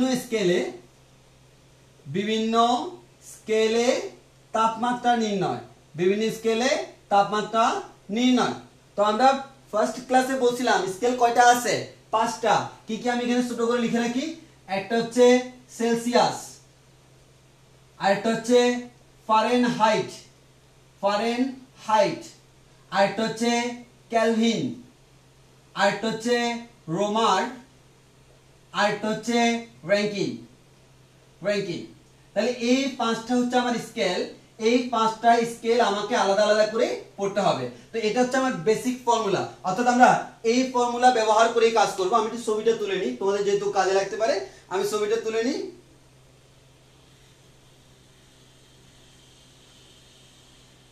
আচ্ছা, তাহলে এখানে আমি যে জিনিসটা বলবো সেটা হচ্ছে আমার এটা হচ্ছে মেইন ফর্মুলা। এখন এক এক স্কেলে আমাকে এটা ব্যবহার করতে হবে। তো আমরা এখন যে কাজটা করব, এক এক স্কেলে আমার এটার মান কেমন হয় সেই জিনিসটা আমরা এখন শিখাবো। তাহলে একটু ভালো করে খেয়াল করি। প্রথমত আমরা আসি, আমরা এই জিনিসগুলো মুছে ফেলি, এগুলো যেহেতু আমার কোনো প্রয়োজনে আসবে না, আমরা এগুলো মুছে ফেলি।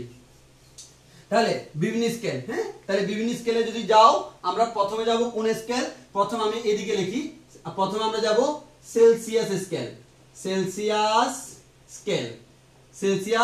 স্কেল। এবার আসি, আমি এখানে একটা থার্মোমিটার আঁকি, একটা থার্মোমিটার আমি আঁকলাম, এটা হচ্ছে আমার যে কোনো একটা থার্মোমিটার।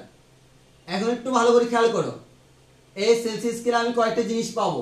এটা হচ্ছে আমার থিটা আইস, দেন থিটা বের করব, দেন থিটা স্টিম। এবার আসো, আমার এখানে জিনিসগুলো একটু তোমাকে জেনে রাখতে হবে, হ্যাঁ। তাহলে যদি জেনে রাখি তাহলে আমরা এখানে বলে রাখি। তো প্রথমত তুমি আসো, এখানে আমি সেলসিয়াস স্কেল কাকে বলবো, যেই স্কেলের বরফ বিন্দু 0 ডিগ্রি সেলসিয়াস এবং স্টিম বিন্দু 100 ডিগ্রি সেলসিয়াস। বলতো বরফ বিন্দু 0, স্টিম বিন্দু 100, তাহলে তাদের মধ্যে মৌলিক ব্যবধান n = কত, 100। তাহলে আমাদের এই যে সেলসিয়াস স্কেলটা কেমন হয় দেখো, এরকম একটা থার্মোমিটার। তো এই থার্মোমিটারের মধ্যে এই পয়েন্টটা থাকে 0 ডিগ্রি সেলসিয়াস, এই পয়েন্টটা থেকে 100 ডিগ্রি সেলসিয়াস, এর মাঝখানে দাগ কাটা থাকে না, এরকম কয়টা দাগ কাটা থাকে, 100টা দাগ কাটা থাকে।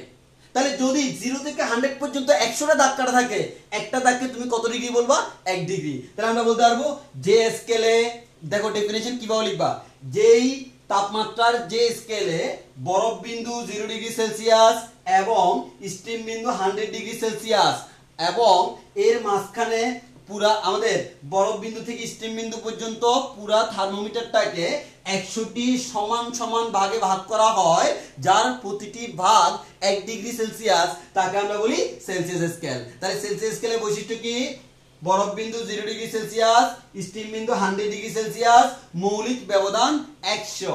এটা হচ্ছে আমার সেলসিয়াস স্কেল। এবার আসি, আমরা ফর্মুলা তো জানি, এই ফর্মুলা আমাদের সুবিধার্থে আমরা কর্নারে লিখে রাখি, হ্যাঁ, এখানে লিখে রাখি theta equals to x theta minus x ice divided by x steam minus x ice into n plus theta ice. এই ফর্মুলাটা আমরা ব্যবহার করব।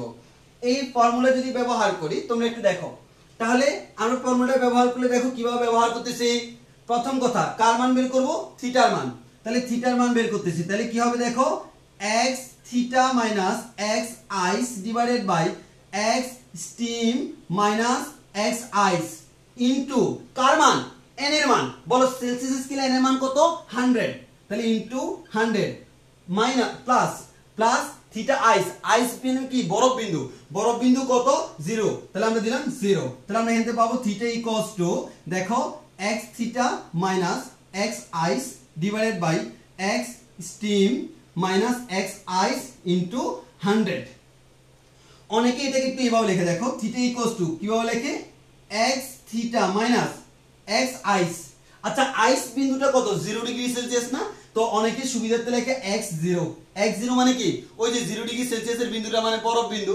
এবার স্টিম বিন্দুটা কত, 100, তখন এটাকে প্রকাশ করে এভাবে x100 মাইনাস, আর আমাদের আইস বিন্দু তো x0 ইনটু 100। তাহলে এটা হচ্ছে আমার সেলসিয়াস স্কেলে আমরা তাপমাত্রা মেজারমেন্ট করার ফর্মুলা। এবং তুমি আইস আর স্টিম লেখো আর 100 আর 0 লেখো, কোনো সমস্যা নাই। তাহলে আমরা কি দেখলাম, আমরা সেলসিয়াস স্কেলে মেইন ফর্মুলাটা দেখতেছি এরকম, theta equals to x theta minus x x0 divided by x 100 minus x0 into 100, এটা হচ্ছে আমার ফর্মুলা। এবার বিভিন্ন থার্মোমিটার আমরা এটা ব্যবহার করব। এক নাম্বার আমরা ধরে নিলাম আমার তরল থার্মোমিটার, তরল বা আমরা ধরে নিলাম পারদ থার্মোমিটার। পারদ থার্মোমিটার এটা দেখতে কেমন হবে বলো তো?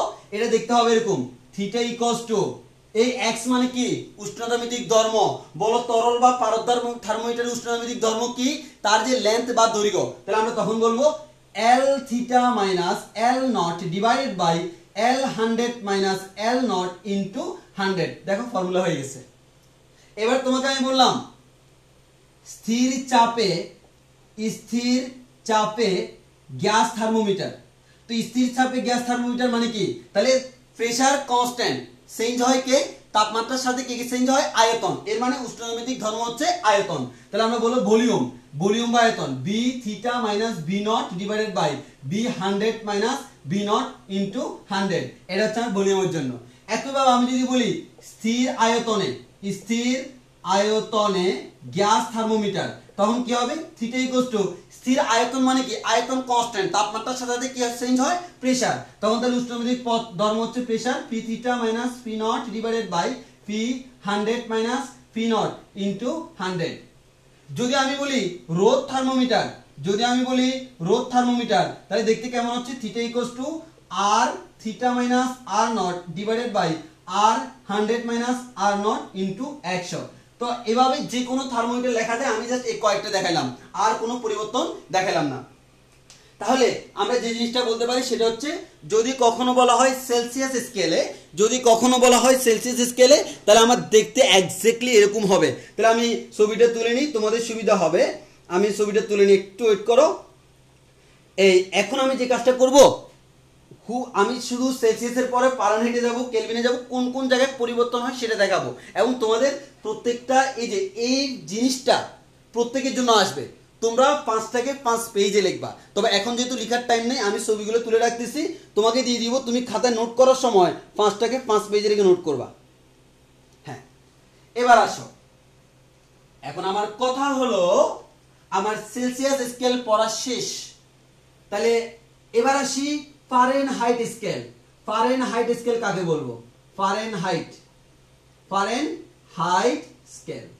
তো আমাদের যদি জিজ্ঞেস করা হয় আমি কাকে ফারেনহাইট স্কেল বলবো, দেখো ফারেনহাইট স্কেলে বরফ বিন্দুটা হচ্ছে 32 ডিগ্রি ফারেনহাইট, আর স্টিম বিন্দুটা হচ্ছে 212 ডিগ্রি ফারেনহাইট।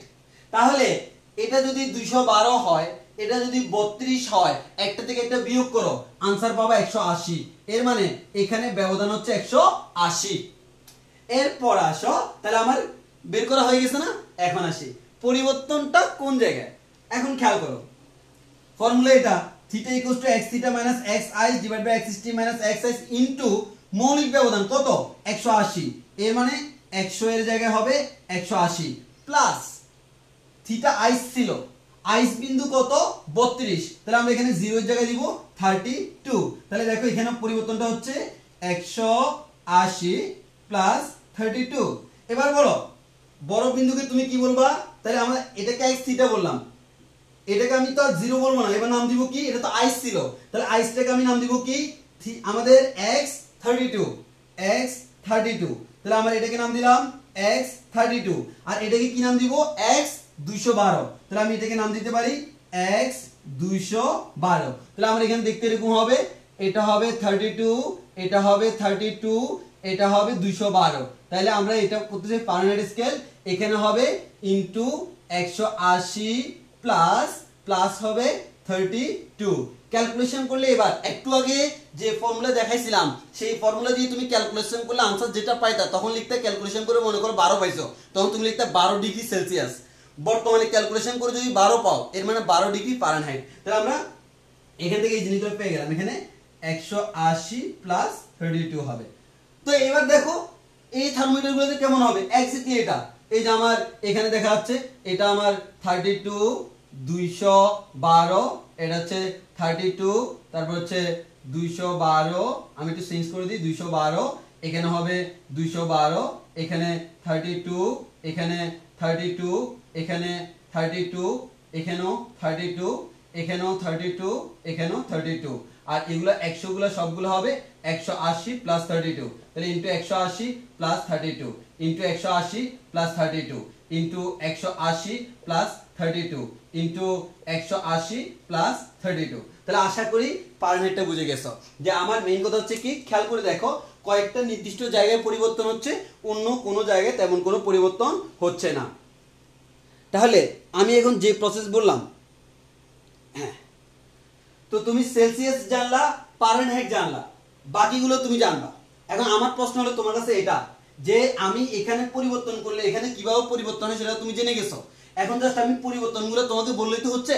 হ্যাঁ, তাহলে এখন আমি যে কাজটা করব, কেলভিন, রোমার, র্যাঙ্কিনের জন্য ডেটাগুলো বলে দিব, কিন্তু তুমি 5 পেজে যে বলছিলাম 5 পেজে সবগুলো আলাদা আলাদা লিখতে হবে, এটা তোমার হোমওয়ার্ক। অর্থাৎ আমি করে দিছি 2টা, তোমাকে বাসায় করতে হবে কয়টা? 5টা। 5টা করার জন্য বাকি 3টা ডেটা লাগবে না, সেগুলো আমি একটু তোমাকে লিখে দিই। তাহলে এটা আমি ছবি তুলে রাখছি, তোমাদেরকে দিয়ে দিব। তো এখন তাহলে আমি একটা চার্টের মাধ্যমে পুরোটা দেখাই দিই, যে আমরা বিভিন্ন স্কেলের ডেটা দিই, বিভিন্ন স্কেল। তো আমরা একটা বক্স করে ফেলি, তাহলে আমাদের বুঝতে সুবিধা হবে। প্রথমত আসো, আমরা প্রথম কোডটার নাম দিলাম যে আমাদের থার্মোমিটারের নাম, সরি এটা তো থার্মোমিটার না, এটা হচ্ছে স্কেলের নাম। তাহলে স্কেল, তারপর হচ্ছে স্কেলের নাম, তারপর দিব আমরা মনে করো থিটা আইস, মানে বরফ বিন্দুটা কত, তারপর দিব আমরা থিটা স্টিম, এর মানে স্টিম বিন্দুটা কত, তারপর দিব আমরা এন, এর মানে মৌলিক ব্যবধানটা কত। তো আমরা টোটাল 5টা পাবো, 1টা 2টা 3টা 4টা 5টা। তো আমি এগুলো এখন ফুলফিল করব, তোমরা একটু ভালো করে খেয়াল করো। আমরা কি কি পড়বো? প্রথম হচ্ছে সেলসিয়াস, একসাথে তোমরাও লিখে রাখবা, তোমরা 5 পৃষ্ঠায় 5টা লিখার আগে এই যে এই 4টা লিখে রাখবা, দেন 5 পৃষ্ঠায় 5টা লিখবা, মানে প্রথমে নোট করার সময় বা প্রথমে 4টা থাকবে, এরপর 5 পেজে 5টা। তাহলে সেলসিয়াস, তারপর হচ্ছে ফারেনহাইট, অথবা 4টা পরে লিখলেও সমস্যা নাই। এরপর হচ্ছে কেলভিন, এরপর হচ্ছে কেলভিন, এরপর হচ্ছে রোমার, এরপর হচ্ছে র্যাঙ্কিন। এবার আসো থিটা আইস, তাহলে আমরা বরফ বিন্দু ছিল কত সেলসিয়াসে তোমরা জানো 0 ডিগ্রি সেলসিয়াস, আর স্টিম বিন্দু ছিল কত 100 ডিগ্রি সেলসিয়াস। মৌলিক ব্যবধান কয়টা? 100টা, অর্থাৎ এর মাঝখানে 100টা দাগ কাটা থাকে। ফারেনহাইটে 32 দিয়ে শুরু, 212 তে শেষ, মৌলিক ব্যবধান কয়টা? 180টা। এরপর কেলভিন, কেলভিনে আমাদের দেখো, তোমরা কেলভিন আশা করি জানো, সেলসিয়াস এবং কেলভিনের মধ্যে পার্থক্য কত? 212। সেলসিয়াসে যেটা 0, কেলভিনে সেটা 273, সরি 212 বলতে 273, আর সেলসিয়াসে যেটা 100 সেটা 373, সেটা তোমরা জানো, তাও আমরা এখানে বলে দিই। আমাদের কেলভিনে হচ্ছে বরফ বিন্দু হচ্ছে 273 কেলভিন, আর স্টিম বিন্দু 373 কেলভিন, এবং মৌলিক ব্যবধান কয়টা? 100টা। এরপর আসে আমার রোমার, রোমারে হচ্ছে থিটা আইস হচ্ছে 0 রোমার, আর থিটা স্টিম হচ্ছে আমাদের 80 রোমার। তাহলে বলো এর মাঝখানে ব্যবধান কয়টা? 80টা। 80টা হচ্ছে মৌলিক ব্যবধান। একইভাবে হচ্ছে র্যাঙ্কিন, র্যাঙ্কিন যদি আমরা বলি, র্যাঙ্কিনে আমরা যে জিনিসটা বলবো সেটা হচ্ছে আমাদের বরফ বিন্দু হচ্ছে 492, মুখস্থ রাখতে হবে এগুলা। বরফ বিন্দু 492, আর স্টিম বিন্দুটা হচ্ছে 672, একটা থেকে একটা বিয়োগ করো, আনসার পাবা 180, এর মানে 180 হচ্ছে আমার মৌলিক ব্যবধান। তাহলে আমরা যে জিনিসটা বলতে পারি সেটা হচ্ছে, আমি অনেকগুলো স্কেল জানলাম, তবে হ্যাঁ, কোন স্কেলকে কি দ্বারা নামকরণ করা হয় প্রতীকটা আমি এখানে লিখে রাখতে পারি, এটা হচ্ছে প্রতীক। হ্যাঁ, প্রতীক বলতে আমরা এই যে কোন প্রতীক দ্বারা করি, যেমন সেলসিয়াসকে দিই সি দ্বারা, ফারেনহাইটকে এফ দ্বারা, কেলভিনকে কে দ্বারা, রোমারকে আর দ্বারা, র্যাঙ্কিনকে আর এন দ্বারা। তাহলে তুমি 5টা স্কেল পেয়ে গেলা, এই 5টা স্কেলের ডেটাগুলা এটা পুরোটা মুখস্থ করতে হবে। উপরে লিখে দিলাম, আমরা উপরে লিখে দিলাম টিএম, টিএম মানে তো বুঝো সবাই জানো, টিএম মানে হচ্ছে ঠাড়া মুখস্থ, টি পর ঠাড়া এম পর মুখস্থ। তাহলে এই পুরোটা ঠাড়া মুখস্থ করে ফেলতে হবে। তোমাকে জানতে হবে সেলসিয়াসে বরফ বিন্দু কত, স্টিম বিন্দু কত, মৌলিক ব্যবধান কত, প্রত্যেকটার জন্য জানতে হবে। আর তুমি যদি এগুলো জানো আর তার সাথে ফর্মুলা জানতে হবে কত, theta equals to X theta minus X ice divided by X steam minus X ice into N plus theta ice. যদি তুমি এতটুকু জানো তাহলে তুমি আজকে অনেক কিছু শিখে গেছো।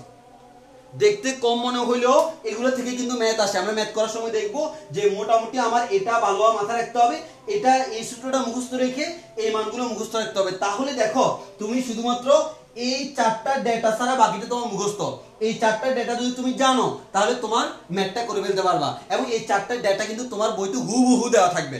আর তোমরা যে কাজটা করতে পারো, তপন স্যারের বইয়ের যে এক নাম্বারটা আছে, তপন স্যারের বইয়ের যে আমার এক নাম্বার যে ম্যাথটা আছে, ওই ম্যাথটা আমাদের রোধ থার্মোমিটার একটা ম্যাথ, সেটা ট্রাই করতে পারো। যদি আমি পরে করাবো তো আপাতত এতটুকুই।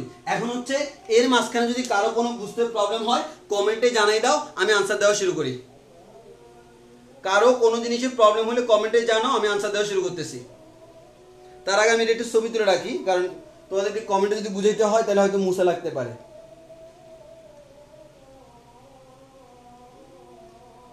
আচ্ছা, কমেন্টে জানিয়ে দাও তোমাদের প্রবলেমটা কি, তাহলে আমি কোনো প্রবলেম থাকলে আমি আনসার দিচ্ছি।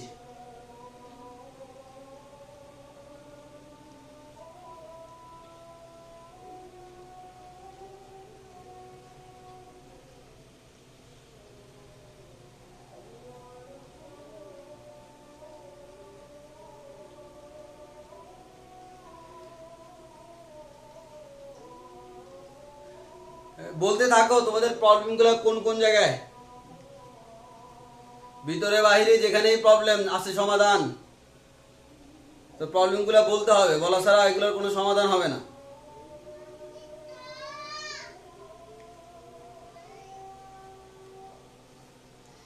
হ্যাঁ, মাত্র চ্যাপ্টার শুরু করলাম, তার মধ্যে এমসিকিউর জন্য শর্টকাট। এমসিকিউর জন্য শর্টকাট হচ্ছে এই পুরো চার্টটা। কেন পরীক্ষা আসলো যে আমাদের কেলভিন স্কেলে মৌলিক ব্যবধান কত 100, দেখো শর্টকাট ডাইরেক্ট মুখস্থ। এটা যদি পরীক্ষা আসে তোমার কয়েক সেকেন্ড লাগবে, এবং এই চার্ট থেকে পরীক্ষা প্রচুর এমসিকিউ হয়। এটা এক ধরনের শর্টকাট। তবে আমরা শর্টকাট শিখবো ঠাড়া মুখস্থ কনসেপ্টে, মানে যা শর্টকাট শিখা লাগবে সব ঠাড়া মুখস্থ। জি ভাইয়া আরমান জাহাঙ্গীর, হ্যাঁ ক্লাস শেষ, মানে এখন কারো প্রবলেম থাকলে সেগুলো সলভ করাবো, না হয় আমাদের ক্লাস শেষ, আজকের ক্লাস। এরপর হচ্ছে ও সাকিব জিজ্ঞেস করলো থার্মিস্টর আর তাপযুগলের ক্ষেত্রে কেমন হবে। হুবহু সেম। আমার কথা হচ্ছে ওই এক্স এর জায়গায় যেটা পরিবর্তন হয়, যেমন থার্মিস্টরের ক্ষেত্রে কি আমাদের কি হয়, পরিবর্তনটা হচ্ছে কি এক্স, তো সরি রোদ, তখন তুমি ওই যে রোদ ইউজ করবা। তবে আমার থার্মিস্টরে যেহেতু এটা কমে, ওই কারণে আমাদের ওই যে আমরা যে লিখি যে সাধারণত আমরা কি লিখতাম, এদিকে লিখতাম R theta minus R ice divided by R 100 minus R ice, R steam minus R ice. তো যেহেতু থার্মিস্টরে এটা কমে যায়, যদি এটা আমার লাগে না তাও বলে রাখি, আমরা করছিলাম আমাদের নরমালি আমাদের রোদ থার্মোমিটার হচ্ছে পরিবাহী, পরিবাহীর ক্ষেত্রে তাপমাত্রা বাড়লে রোদ বাড়ে, এক্ষেত্রে কিন্তু সেই জিনিসটা হয় না। ওই কারণে থার্মিস্টরে এটা আমার উল্টো লিখতে হয়, R ice minus R theta divide by R ice minus R steam. তবে আমরা উল্টা না লিখলেও সমস্যা নাই। কেন বলতো, কারণ তুমি থার্মিস্টরে যখন ক্যালকুলেশন করবা, তুমি যদি উল্টা না লিখে এভাবে রেখে দাও, উপরেও নেগেটিভ আসবে নিচেও নেগেটিভ আসবে, আলটিমেটলি মাইনাসে মাইনাসে প্লাস হয়ে যাবে, যার কারণে ম্যাথে কোনো সমস্যা হবে না। তবে প্রকৃত নিয়ম হচ্ছে কি উল্টা লিখা, তো উল্টা না লিখে ডিরেক্ট করলেও ম্যাথে কোনো সমস্যা হবে না। আর আরেকটা বললে কি আমাদের তাপযুগল হচ্ছে আমার কি, আমাদের দুইটা প্রান্তের মধ্যে কিসের পরিবর্তন হয়, তড়িৎ চালক শক্তি ই, তখন তুমি আর এর জায়গায় লিখবা ই, ই থিটা ই আইস, এভাবে E theta minus E ice divide by E steam minus E ice, এই জিনিসগুলাই।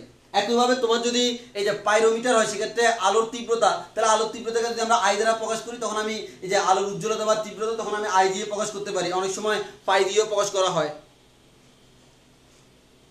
আচ্ছা, আর প্রবলেম দেখি।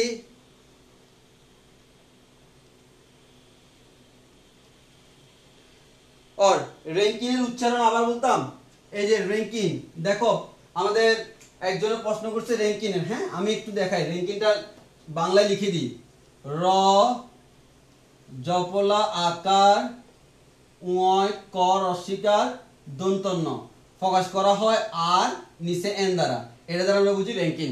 তো আশা করি আনসার পেয়ে গেছো। এবার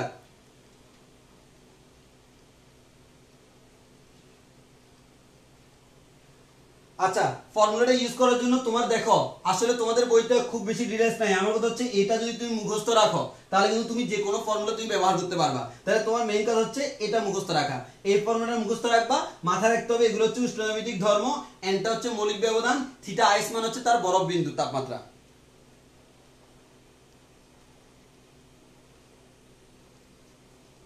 হ্যাঁ, স্বপ্নের আদিল জিজ্ঞেস করছে উষ্ণনৈমিত্তিক ধর্ম দেওয়া থাকবে কিনা। হ্যাঁ, পরীক্ষায় তোমার উষ্ণনৈমিত্তিক ধর্ম সবগুলো দেওয়া থাকবে, আমরা ম্যাথ করার সময় তুমি পাবা।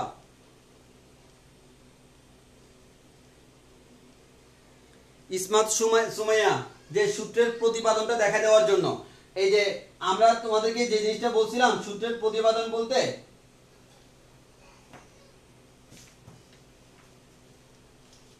দেখো আমি আর লিখতে পারবো না, আমার খাতায় লিখা আছে, একটু এখান থেকে দেখার ট্রাই করো। এই যে খাতা সামনে আনছি, দেখা যায় আশা করি। হ্যাঁ, সূত্রের প্রতিপাদনের কথা জিজ্ঞেস করছে, এই সূত্রের প্রতিপাদনটা তুমি দেখো। আমার কথা হচ্ছে এই যে উপরে দেখো থিটা মাইনাস থিটা আইস, এটা মানে হচ্ছে তাপমাত্রার ব্যবধান, আর এদিকে হচ্ছে আমার উষ্ণনৈমিত্তিক ধর্মের ব্যবধান। তো নর্মালি তোমার তাপমাত্রার, যেমন তুমি কোনো একটা রোদ থার্মোমিটার নাও, তার তাপমাত্রা বাড়লে কি হয়, তার উষ্ণনৈমিত্তিক ধর্ম বা রোদটা বাড়তেছে। এর মানে এই থিটার সাথে এক্স এর কিন্তু সম্পর্কটা কেমন, সমানুপাতিক। তো যেহেতু সমানুপাতিক সম্পর্ক, দেখো এদিকে লিখলাম কার কার ব্যবধান, থিটা এবং আইসের ব্যবধান, এদিকেও থিটা এবং আইসের ব্যবধান। পার্থক্যটা কি, বামে হচ্ছে তাপমাত্রা, ডানে হচ্ছে উষ্ণনৈমিত্তিক ধর্ম। একইভাবে এখানে নিচে কি থাকে, স্টিম আর আইসের ব্যবধান, এখানে স্টিম আর আইসের ব্যবধান। এর মানে এই অনুপাত থেকে আমরা থিটাটা বের করতে পারবো। তাহলে দেখো আমার এখানে এই থিটা স্টিম তোমার জানা আছে, থিটা আইস জানা আছে, থিটা আইস জানা আছে, ডান দিকের গুলো পরীক্ষায় দেওয়া থাকবে, এই থিটা বের করে ফেলতে পারবা। তবে আমরা এখানে এই থিটা স্টিম মাইনাস থিটা আইসকে নাম দিতে পারি এন। তাহলে তুমি যদি নাম দাও এন, তাহলে এখানে কি হচ্ছে দেখো, থিটা ইকুয়ালস টু এই X theta minus X ice divide by X steam minus X ice, এই এনটা এদিকে গুণাকারে যাবে, তাহলে গুণাকারে গেল। আর এই যে আইসটা বামে ছিল, বাম থেকে ডানে গেলে মাইনাসটা প্লাস হয়ে থিটা আইস হবে। এটাই হচ্ছে আমার ফাইনাল ফর্মুলাটা। আর এখানে এই থিটা, থিটা আইস, থিটা স্টিম এগুলোকে আমরা বলছি তাপমাত্রা, আর এই তিনটা হচ্ছে তার ওই তাপমাত্রায় উষ্ণনৈমিত্তিক ধর্ম, এবং কোন তাপমাত্রায় কি জিনিস সেটা আমরা এখানে দিলাম। তো আশা করি তোমার প্রমাণটা পাইছো। এরপরে দেখি,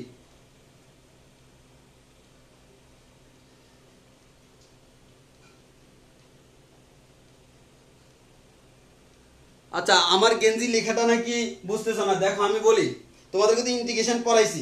প্রথম কথা হচ্ছে এই যে integration of first year to fourth year, এই যে কি বলে, এই যে তন্ময় নাকি এটা বুঝে নাই।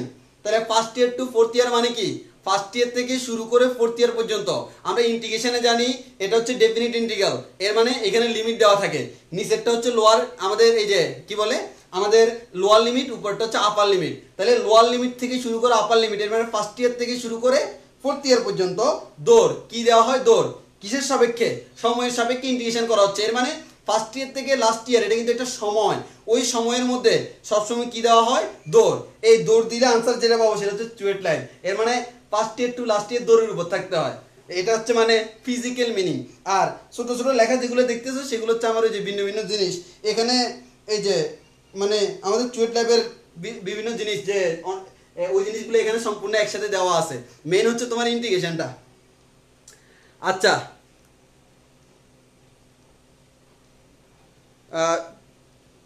এরপরে আর কোনো প্রবলেম আছে কিনা দেখি।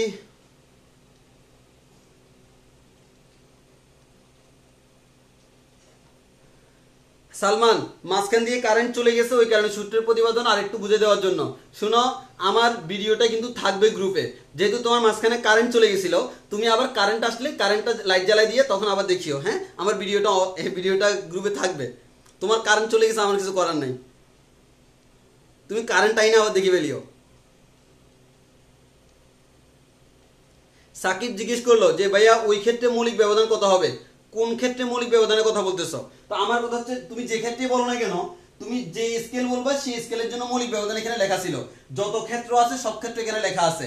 আমার এই যে 0, এটা 100 হইতে পারে, 180 হইতে পারে, শুধু 80 হইতে পারে, যে স্কেল ওই স্কেল। সেতুনাথ, আমি নাকি অনেক অলস।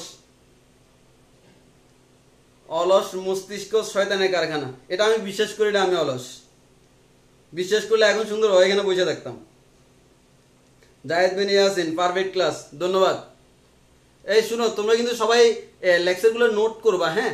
নোট করে যার নোটটা সবচেয়ে বেশি সুন্দর হবে ওই নোটটা আমাকে দিবা, মানে ওই নোটটা আমি কিনে নিব, যার নোটটা সবচেয়ে বেশি সুন্দর হবে পুরো চ্যাপ্টার একসাথে। তবে হ্যাঁ, নোটটা হইতে হবে আমার ক্লাস অনুযায়ী, আমি যে সিরিয়ালে পড়াচ্ছি সেই সিরিয়ালে, বইয়ের মতো না। সালমানের কারেন্ট আসি গেছে, তাহলে তুমি এখন আমি শেষ করে দিব, শেষ হওয়ার পর তুমি একটু দেখে নিও।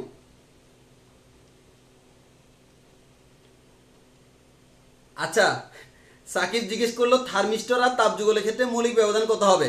শুনো, মৌলিক ব্যবধান হচ্ছে স্কেলের, হ্যাঁ?